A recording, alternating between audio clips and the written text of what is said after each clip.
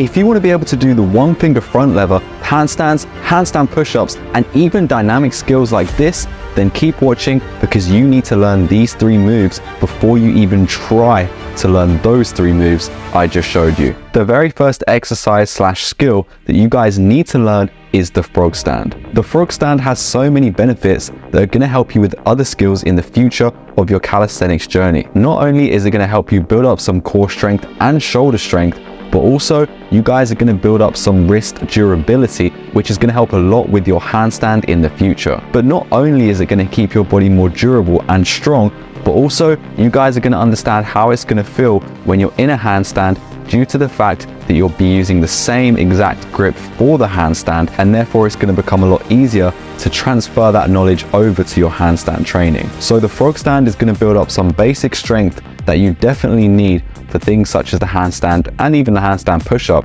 in the future. With the handstand and the handstand push-up, balance is key. This is the same with the frog stand. It takes some time to get used to, but once you master the balance in the frog stand, it's going to be easier, like it is with the strength aspect of the frog stand, to transfer that over to your handstand training.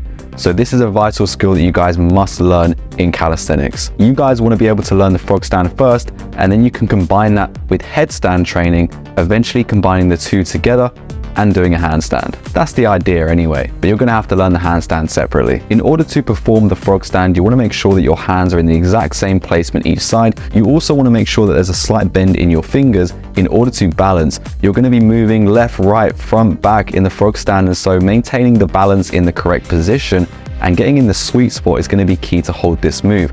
You also want to be balancing your knees onto your elbows, so make sure you do this as well, and you'll be in the exact perfect position that you should be in for the frog stand. Some of you guys might have longer legs, and some of you guys might have longer arms, and so your body composition might affect how you do the frog stand and how it looks. That is why a lot of people have a different looking frog stand, but you guys want to be trying to do the exact same thing, and I put videos on the screen for you guys so you can see exactly how to perform it correctly. So the big question is, how long does this move take to complete? Usually people can learn it in anywhere from a week to around a month or 2 months max. There are also many other progressions that you can do for the frog stand if you're really struggling to be able to do it, like alternating taps on the floor and just leans into the frog stand to help you. If you're still struggling to hold it for at least 5 seconds, then something is definitely wrong in the way you're trying to do it, because this skill is not too hard to be able to do. You just need a basic level of strength, and if you still can't do the frog stand after a few months of training, then I'd recommend you work on your basic push-up progressions in order to build up some upper body strength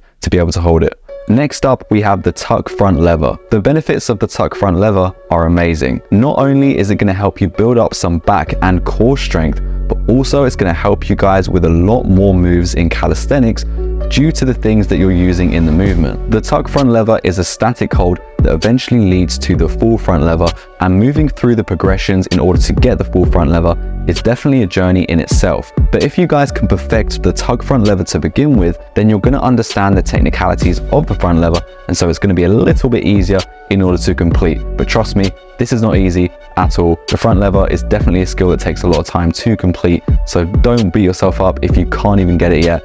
This takes time. But in the meantime, working on the tuck front lever is going to improve your full body control, and it's also going to help you get an idea of what static movement feels like. A lot of calisthenics involves endurance, and so learning the tuck front lever is definitely something that's going to help with that endurance in order to be able to learn other skills in the future that are going to be static movements to get you towards that intermediate to advanced level. Again guys, it is not just the strength aspect of the tuck front lever that's going to help you out. The reason that you need to learn this skill, and definitely why it's in my top 3, is because it's going to help make your rotator cuffs bulletproof. As you guys do calisthenics for longer and longer, you guys are going to learn that the shoulders play a huge part in most of the movements that you do.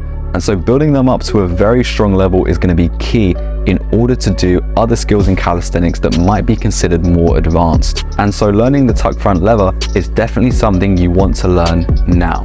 If you guys have never trained for the tuck front lever and you're finding it really hard to hold, because it's definitely not an easy movement to do, I would still consider it a beginner movement, but that doesn't make it easy. There are easier progressions that you guys can do, such as skin the cat, or just raises and negatives to get into the movement, building up your strength in order to get the full tuck front lever, and eventually having enough strength to be able to go onto the harder progressions, building towards the full front lever, and eventually unlocking other skills due to the endurance, full body control and strength that you've unlocked through achieving that movement and moving through the progressions. I'd recommend you guys do skin the cat to begin with, because it's going to help you understand how it's going to feel when your shoulders are in the tuck front lever position. And also practicing skin the cat is going to help your rotator cuffs become bulletproof, as I said, building them up to a good level. And eventually you guys can also learn the back lever too, if you feel strong enough to be able to do it. But as you guys can see in skin the cat, you're actually doing a tuck front lever for a second as you go through your arms. And so this is why this skill is such a good one to begin with calisthenics and to begin when you're trying to unlock the tuck front lever. And also this skill is going to help with other skills like the dragon flag, for instance, and even the planche too, because you are building up that core strength and that endurance in the core in order to hold a straight position with your body. And so do not underestimate this movement for your core strength, your back strength, your scapular activation, your rotator cuff engagement and strength, and every other benefit that I've discussed of this movement. With the tuck front lever, you want to be focusing on keeping your arms straight and also engaging your lats as you do the movement. This is going to activate the right muscles, and it's also going to bring your core to be engaged as you activate your lats and pull up into the movement. You want to keep as straight as possible in a horizontal line as best that you can in order to get the full effects from the movement that's going to help you positively engage the right muscles and get to a higher strength level. If you guys struggle to do the tuck front lever, or you can't even hold onto the bar, there are two things you can do. You can practice doing it on a lower bar if you can find one, or you guys can start with doing inverted rows or bodyweight rows to begin with, building up the strength necessary to be able to hold onto the bar and be able to pull your body using your lats into position. The tuck front lever is probably going to take you at least a few months to be able to do and hold, but some of you guys might already naturally be strong enough to be able to do it, and so it can still be learned in a week or two. It really depends on everyone, but I would say the guidelines for this are a little bit longer than the first skill, the frog stand, and this will probably take around 2 weeks to around 2 months to be able to complete. But everyone's different, so you guys might be able to do it even straight away, but some of you guys might take a little longer. So making sure that you can hold it for at least 30 seconds is definitely what you should be trying to aim for before you move to the advanced tuck front lever. Now let's move on to the very last move that you need to be learning in calisthenics, and this one is non-negotiable. You guys have to learn this in order to learn other skills in calisthenics and be able to achieve your full potential. The LSIT is pretty much a full body movement, because not only are you activating your legs and mainly your quads, but also you guys are engaging your triceps, your forearms, a little bit of your chest, your lats, and obviously the core. So you guys are really going to feel the benefits with this, especially when it comes to hip flexor mobility and hip flexor strength.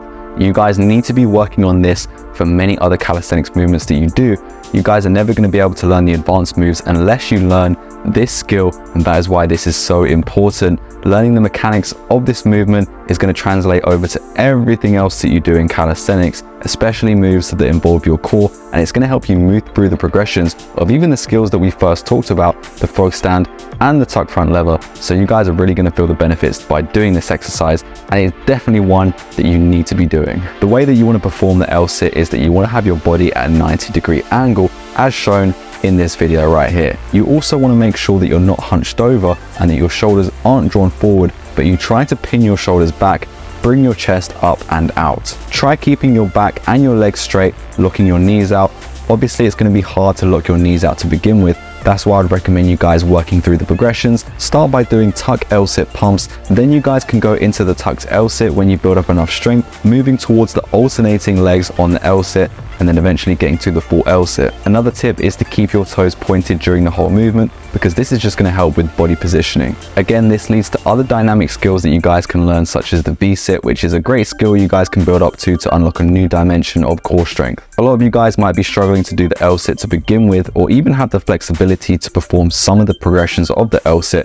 And so I'd recommend you guys work on your hamstring flexibility by doing stretches, as well as working on your overall hip flexor mobility and working on things such as leg lifts that you can see in these videos that I've put over here for you. Work through these exercises right here in order to help with your hip flexor mobility and your hamstring flexibility, eventually getting you to the full LSIT. Work through the progressions and work through the stretches and mobility exercises, and you guys will be able to do it in no time. Don't underestimate the mobility and flexibility factors in achieving this exercise, and also make sure that you keep working on your mobility and flexibility throughout your whole journey in calisthenics, because the further you get, the more you're going to have to rely on your mobility and flexibility to achieve certain exercises and skills to call yourself an advanced calisthenics athlete. And that is our mission, to get you towards achieving that status as the calisthenics athlete that you deserve to be. If you guys want to speed up your process and eventually get to the level that I'm at now, achieving advanced skills in calisthenics and being able to do things that shock people all around the world, then head over to the link in my description and you guys can access my app where I teach you all about calisthenics, how to achieve certain skills with demos, also nutritional advice, information, diet tips, and you guys can also talk to me on the app asking me any questions that you guys want in order to accelerate your journey and get you to your full potential. But that is it for today's video, guys. I hope you enjoyed it. If you did, make sure to like as always, and also do not forget to subscribe for more videos just like this, and I'll see you guys in the next one. Peace.